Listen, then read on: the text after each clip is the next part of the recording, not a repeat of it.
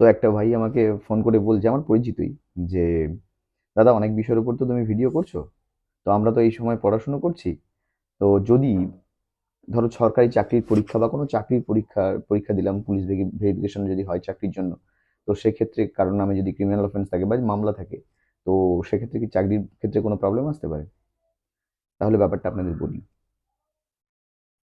যদি কোনো ব্যক্তির নামে ক্রিমিনাল অফেন্স হয়, অর্থাৎ ফৌজদারি মামলা হয়, সেক্ষেত্রে কিন্তু প্রবলেম আসতে পারে।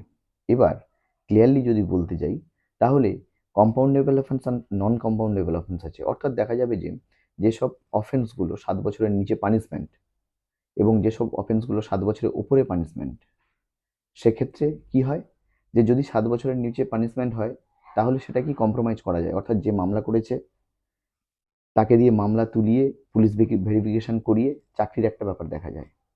কিন্তু যেগুলো